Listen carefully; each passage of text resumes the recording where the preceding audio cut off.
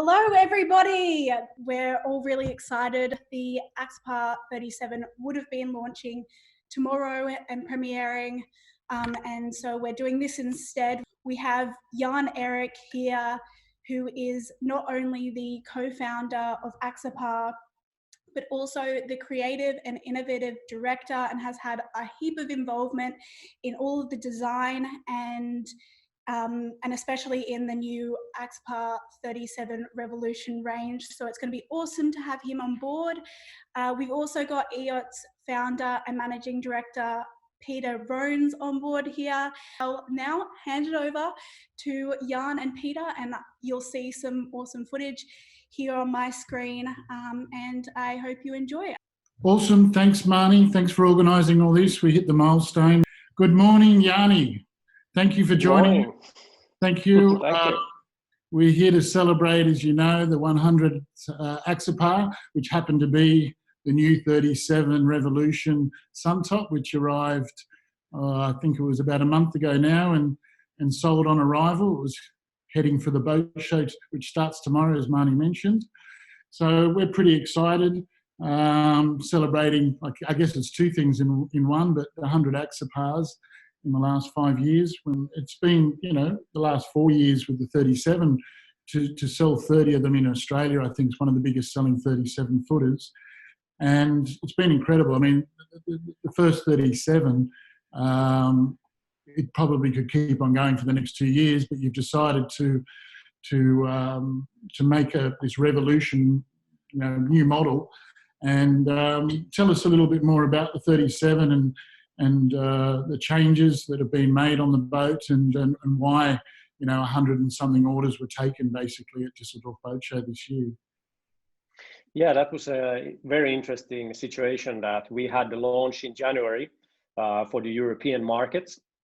And before we could unveil the boat for the public, we already had 100 customers sold orders for the Revolution 37. So that was a really show of strength of our dealers all around the world.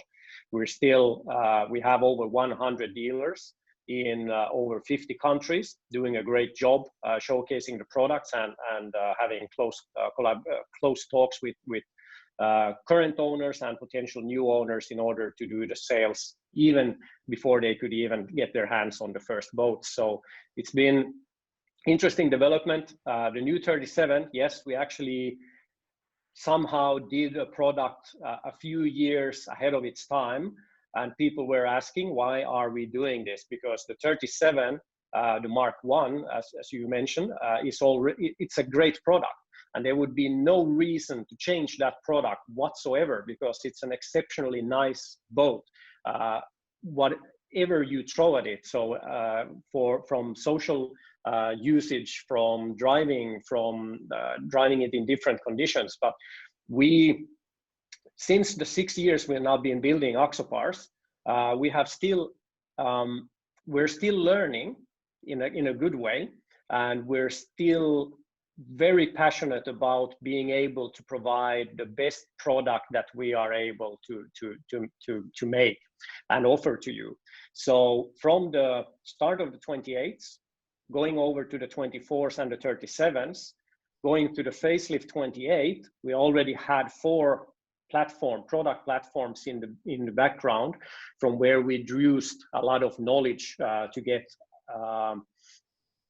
how to make the product improvements, but without changing the initial concept and without changing the initial product. So we stay true to all of the things that defines an Axopar in the past, and we'll do that for the future. So let's say we always will be focused on keeping the looks of our product unique, and to offer a product that is a bit changing the perception of boats, especially for a very, very traditional market. So that's at least one of the key aspects, and we can talk more about other key aspects also later on. But this is one of the, let's say, the first attention point grabbers for a new Axopar. Yeah, this DNA that's in these boats is about the driving, and really the 37 is it's unbelievable. I mean, even the journalists that have just been on the 37 that arrived, said, I've probably driven, 2,000 boats. And he said that this is the best boat he's ever driven in his life. And this is sort of the stuff you read. So in the new, let's say 380 changes that you've made, which is really a whole new boat. I mean, you've changed the chines, you've changed the freeboard, you've changed the stepped hull.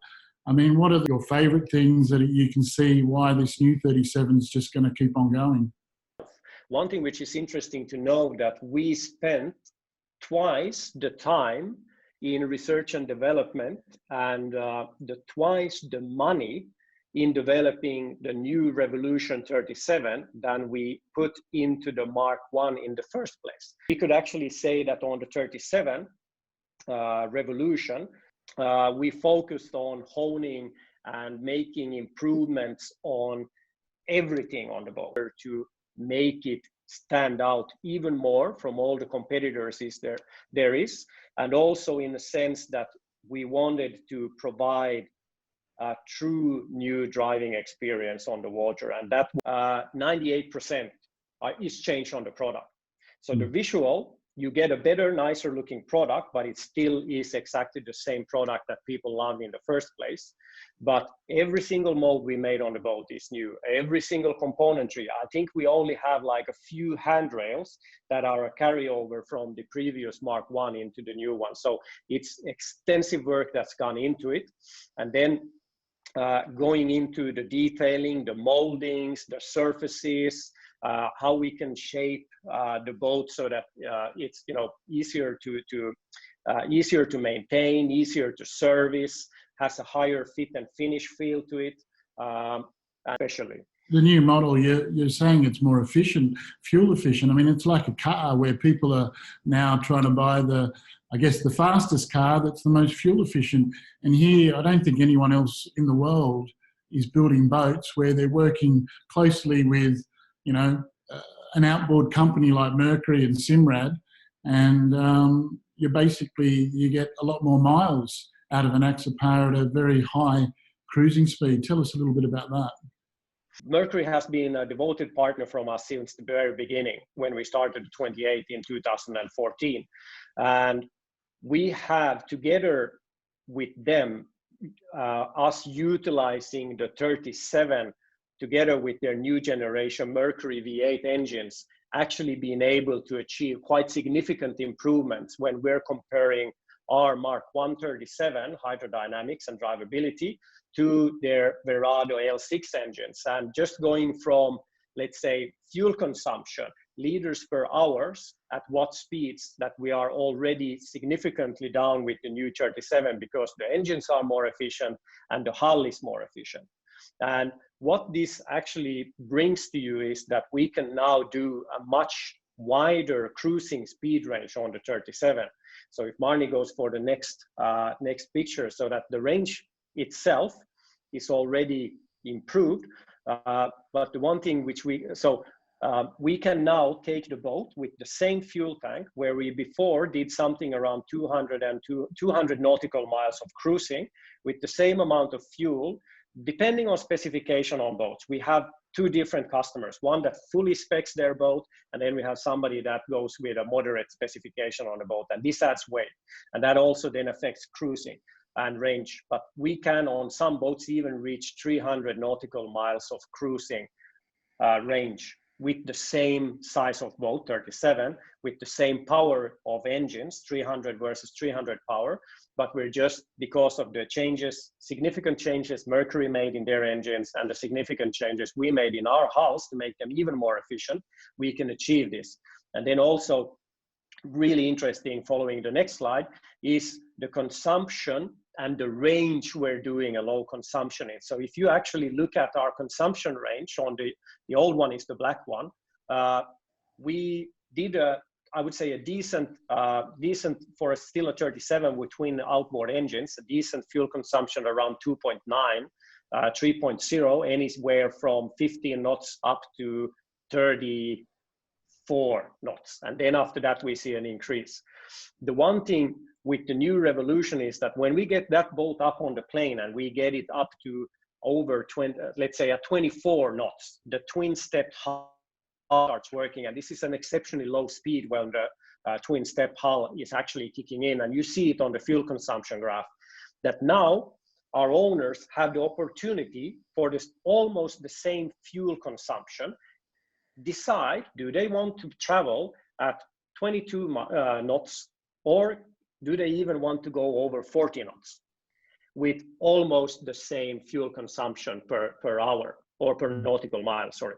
So that's a huge benefit from the efficiency of these two things, the ARA system on the Mercury, which has the advanced range optimization, and our hulls. So this is just to mention one thing out of the 380 something changes we did on the 37.